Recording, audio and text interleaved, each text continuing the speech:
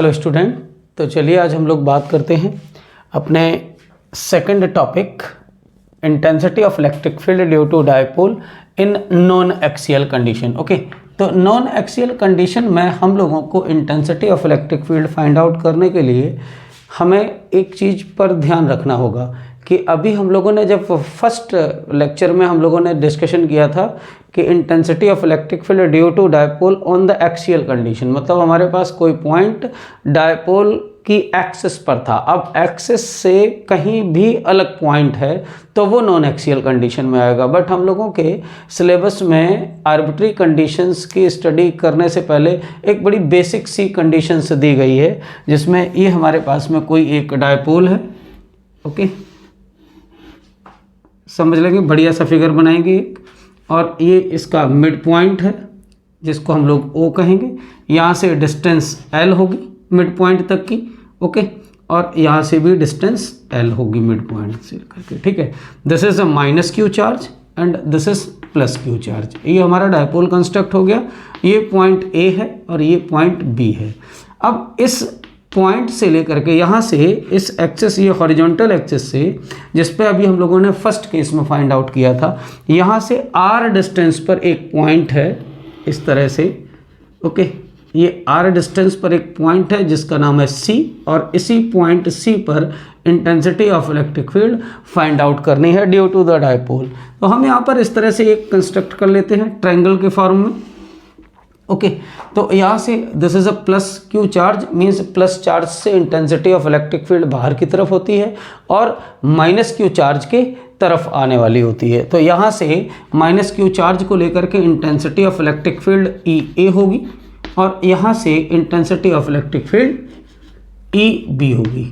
Okay, बिल्कुल BC के direction में आगे जा रहा होगा।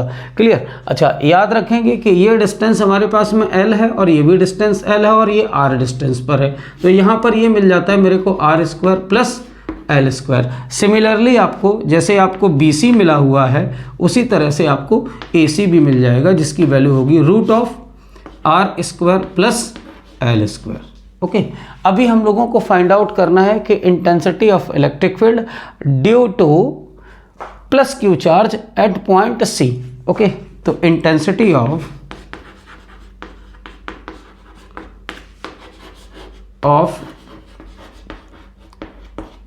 Electric field at point C due to, एक नेगेटिव चार्ज को लेकर के ले लेते हैं, due to minus Q charge is EA is equal to, आप चाहे के Q अपॉन R स्क्वायर डाल सकते हैं, या मैं लिखना चाहूँगा 1/4 pi epsilon naught Q upon, और ये डिस्टेंस कितनी है AC, means AC square. Okay, अब इस डिस्टेंस की वैल्यू हमारे पास में गिवन है, जो कि हमारे पास क्या है, root of R square plus L square. तो यहाँ से हमारे पास EA is equal to 1/4 pi epsilon naught Q upon R square plus L square. अब AC स्क्वायर होगा तो अंडर रूट खत्म हो जाएगा, इसके equation number 1। Okay, again intensity of electric field due to plus Q charge at point C is EB is equal to 1/4 pi epsilon naught Q upon, ये आपके पास हो जाएगा BC स्क्वायर। अब देखेंगे आपके BC स्क्वायर अगर आप कर रहे हैं तो root R square plus L square का जब होल स्क्वायर करेंगे तो उससे रूट ख़त्म हो जाएगा। तो ये हमारे पास क्या मिल जाएगा, 4 पाई epsilon naught Q upon R square plus L square. Okay, ये हमारे पास आ गया EB। This is equation number 2। अब हम लोग बात करते हैं यहाँ से कि ये हमारे पास जो पॉइंट सी है इस पर दो इंटेंसिटी ऑफ इलेक्ट्रिक फील्ड है और इंटेंसिटी आपकी वेक्टर क्वांटिटी है, तो मैं इसको रेजोल्यूशन कर लूँगा दोनों ही इंटेंसिटीज़ का। एक नया फिगर बनाते हैं और इसको ध्यान से देखते हैं कि ये हमारे पास में पॉइंट एक सी है और इस पर ये पॉइंट हमारे पास में एक ई ए मीन्स ई बी और ई ए दोनों ही इंटेंसिटीज़ को शो कर रहा होगा। एंगल हमने इसको ले लिया theta, this angle is theta, तो आपके पास में लग रहा है कि ये भी एंगल थीटा ही होगा। ओके क्लियर, ये हमारे पास में एंगल थीटा है। क्लियर, दोनों ही हमारे पास में एंगल सेम होंगे। क्लियर, क्योंकि एक ही पैरेलल लाइन पर होते हैं जिनको हम लोग करस्पॉन्डिंग एंगल बोल सकते हैं। यहाँ से बात करते हैं तो यहाँ से देखेंगे कि इस वाले पर इसका थीटा के सामने परपेंडिकुलर होता है, तो परपेंडिकुलर हमारा साइन में इन्वॉल्व होता है, तो ये हो जाएगा E B sine theta. Okay, similarly इधर की तरफ हमारे पास हो जाएगा E A sine theta. Okay clear, और इधर हमारे हॉरिजॉन्टल कंपोनेंट आ जाएंगे, तो ये हो जाएगा ई बी कॉस थीटा और ये ई ए कॉस थीटा। क्लियर, इन्हीं दोनों का सम यहाँ पर हम देखेंगे कि ई ए और ई बी दोनों की वैल्यू क्या है, similar. From the equation 1 and 2 आपको मिल रहा है कि ई ए और ई बी दोनों सेम है। तो अभी देखिए ई ए साइन थीटा और E B sine theta opposite हैं, since E A sine theta and E B sine theta are opposite and equal, they cancel each other। Okay, ये दोनों एक दूसरे को कैंसिल कर देंगे, तो आपके पास में जो resultant intensity of electric field होगी वो केवल और केवल पॉइंट सी पर E A cos theta plus E B cos theta को लेकर होगी। तो हम इसकी वैल्यू फाइंड आउट करते हैं। ओके क्लियर, तो ये क्या होगा, मैं इस फिगर को थोड़ा हटाऊंगा, आप लोग बना लीजिएगा, स्क्रीनशॉट ले लीजिएगा, इसके बाद में राइट डाउन कर लीजिएगा। तो आप ऐसे कह सकते हैं कि resultant intensity at point C due to dipole E is equal to E A cos theta plus E B cos theta. अभी आपको पता है कि ई ए और ई बी दोनों इक्वल हैं, तो ये हमारे पास में क्या हो जाएगा, हम ऐसे लिख सकते हैं कि this is E is equal to E A cos theta और एक ये भी ई ए कॉस थीटा हो जाएगा, तो वो मिल करके हो जाएगा हमारे पास में 2 ई ए कॉस थीटा। सभी की वैल्यू रखते हैं।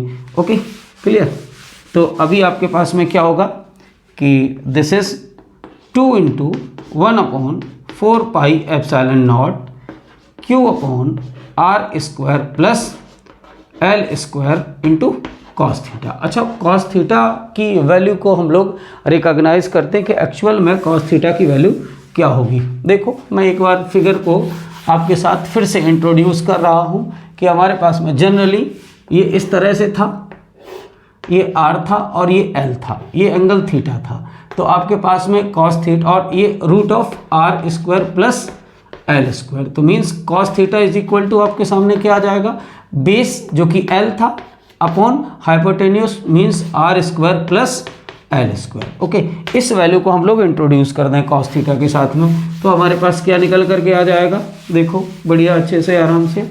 तो ये मेरे पास में निकलेगा कि कॉस थीटा की जगह वैल्यू रखेंगे तो हमारे पास क्या होगा, E is equal to 1/4 pi epsilon naught, और ये जो 2 गिवन है इस 2 का हम लोग क्या करेंगे, इस Q के साथ मल्टीपल कर देंगे, तो this is 2Q upon R square plus L square. अच्छा, इस अंडर रूट को आप ऐसे भी लिख सकते हैं, L upon R square plus L square to the power 1/2, तो ये हमारे पास आ जाएगा इंटू एल अपॉन, अब मैं वैल्यू रख रहा हूँ कॉस थीटा की यहाँ पर, तो L upon R square plus L square to the power 1/2। यहाँ पर पावर 1 लगा हुआ है, तो 1 और 1/2 दोनों ऐड हो जाएंगे, क्योंकि सेम अलजेब्रिक टर्म्स के पावर को हम ऐड करते हैं, और अगर हमारे पास में डिफरेंट अलजेब्रिक टर्म्स होंगे तो उन पे पावर भले ही सेम लगे हों या किसी भी टाइप के लगे होंगे, उनमें कुछ नहीं होगा। यहाँ पर सेम एल्जेब्रिक टर्म्स हैं तो इसलिए इन दोनों पावर को हम ऐड कर देंगे। आपको पता है कि 2QL is equal to P होता है, तो 1/4 pi epsilon naught P upon R square plus L square to the power 1 में 1/2 ऐड करेंगे तो हो जाएगा 3/2। ओके, तो ये हमारे पास आ गया E इक्वल टू, आपके सामने जनरल फार्मूला जो intensity of electric field at point C is equal to E is equal to 1/4 pi epsilon naught P divided by R square plus L square to the power 3/2। अब वही कल वाला काम करना है कि L की वैल्यू R से बहुत ही छोटी है, तो यहाँ पे हम लोग लिख सकते हैं इस तरह से बिल्कुल नॉर्मली कि since R greater than L therefore L be neglected, means इसको हमने 0 के इक्वल ले लिया। ओके, तो therefore E is equal to 1/4 pi epsilon naught P upon R square plus 0 to the power 3/2। Okay, तो इस पावर को मल्टीपल करेंगे तो हमारे पास 2 से 2 कैंसिल हो जाएगा, तो स्टैंडर्ड फॉर्म जो E आ गया 1/4 pi epsilon naught P upon R to the power 3। Okay, ये हमारे पास में इस तरह से, और आपको पता है कि इसकी जो डायरेक्शन थी वो इधर की तरफ थी, मीन्स हमारे पास में ये हो जाएगा B2A according to the figure along क्या होगा BA की तरफ। ओके, क्लियर, ये हमारे पास में डायरेक्शन हो जाएगी। अच्छा, आपको पुराना वाला फार्मूला अगर याद है तो इसको हम लोग लिखेंगे कि E एक्सियल जो था वो हमारे पास में 1/4 pi epsilon not 2P upon R³ था। अब यहाँ से आपको पता चल रहा होगा कि E एक्सियल और E नॉन एक्सियल एक दूसरे के साथ, ठीक है, एक छोटा सा रिलेशन बनाएंगे कि E axial is equal to 2 into E non axial. Okay, तो ये हमारे पास में इस तरह से intensity due to the dipoles axial और नॉन एक्सियल कंडीशन में बाय 2 वीडियोस डन हो गई। अब इन दोनों को आप सेपरेटली तैयार कर लीजिएगा। एक आर्बिट्री कंडीशन होगी, उसको हम लोग बाद में डिस्कस करेंगे। ओके, तो इसको डिस्कशन कर लीजिएगा। लास्ट टॉपिक रह गया है electric flux and Gauss theorem का, जिसकी हम लोग स्टडी अगले लेक्चर्स में करेंगे। Okay, thank you. न्यूमेरिकल की सीरीज भी हम लोग लेकर के आएंगे, जिसमें 2-3 बुक्स हैं, उनके मर्ज करके कंबाइंड न्यूमेरिकल सॉल्व करेंगे, जिसमें से आपके पास में जो इंपॉर्टेंट बुक्स हैं, जैसे लाइक दैट NCERT है, बालाजी पब्लिकेशंस की बुक है, ठीक है, नूतन पब्लिकेशंस की बुक है, इन सभी के न्यूमेरिकल्स जो अनसॉल्व प्रॉब्लम्स हैं या इंपॉर्टेंट सॉल्व प्रॉब्लम्स हैं, उन सबको हम लोग सॉल्व करेंगे एक एक करके अच्छे से स्टेप बाय